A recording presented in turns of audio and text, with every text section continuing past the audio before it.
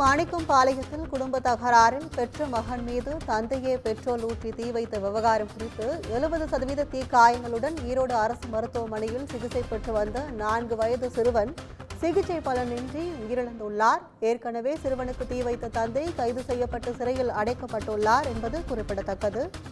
ஈரோடு மாணிக்கம்பாளையத்தில் குடும்ப தகராறில் பெற்ற மகன் மீது தந்தையே பெட்ரோல் ஊற்றி தீ வைத்த விவகாரத்தில் 4 வயது குழந்தை தற்போது சிகிச்சை பலனின்றி உயிரிழந்துள்ளது.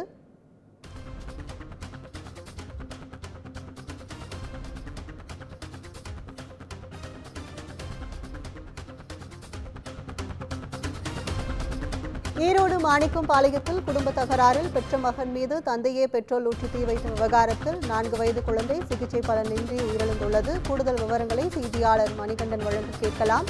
வணக்கம் மணிகண்டன், கூடுதல் விவரங்கள். நிச்சயமாக கற்பகம். அதாவது மதுரையை சேர்ந்த திருமலை செல்வன் என்பவருக்கும் ஈரோடு மாணிக்கம்பாளையம் முனியப்பன் கோவில் வீதியை சேர்ந்த சுகன்யா என்பவருக்கும் திருமணமாகி 7 வயதில் ஒரு மகளும் 4 வயதில் ஒரு மகனும் உள்ளனர். இந்நிலையில் திருமலை செல்வன் அடிக்கடி மது அருந்துவிட்டு சுகன்யாவை அடித்து தகராறில் ஈடுபட்டு வந்ததாக கூறப்படுகிறது.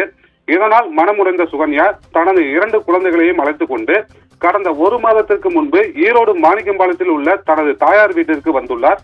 இந்த நிலையில கடந்த 8ஆம் தேதி இரவு மனைவி மற்றும் குழந்தைகளை பார்ப்பதற்காக திருமலை செல்வன் ஈரோட்டிற்கு வந்துள்ளார். அப்போது கணவன் மனைவிக்கு இடையே வாய் தகராறு ஏற்பட்டுள்ளது. இதனால் ஆத்திரமடைந்த திருமலை செல்வன் தான் மறைத்து வைத்திருந்த பெட்ரோலை மனைவி மற்றும் 2 குழந்தைகள் மீது ஊற்றி தீ வைத்துள்ளார். இதில் சுகன்யா மற்றும் 7 வயது மகள் சுதாரித்துக் கொண்டு விலகிய நிலையில் 4 வயது மகன் நிகிலின் மீது தீ பரவியுள்ளது. இதனால் அதிர்ச்சியடைந்த சுகன்யா அக்கம் பக்கத்தினர் உதவியுடன் மகன் நிகிலை மீட்டு சிகிச்சைக்காக ஈரோடு அரசு தலைமை மருத்துவமனையில் அனுமதித்துள்ளார். அங்கு 70% தீக்காயங்களுடன் உயிருக்கு ஆபத்தான நிலையில் சிகிச்சை பெற்று வந்த சிறுவன் நிகிலை மேல் சிகிச்சைக்காக கோவையில் உள்ள அரசு மருத்துவக் கல்லூரி மருத்துவமனைக்கு அழைத்து சென்றுள்ளனர். அங்கு தீவிர சிகிச்சை பெற்று வந்த சிறுவன் நிகில் இன்று சிகிச்சை பலனின்றி உயிரிழந்தார்.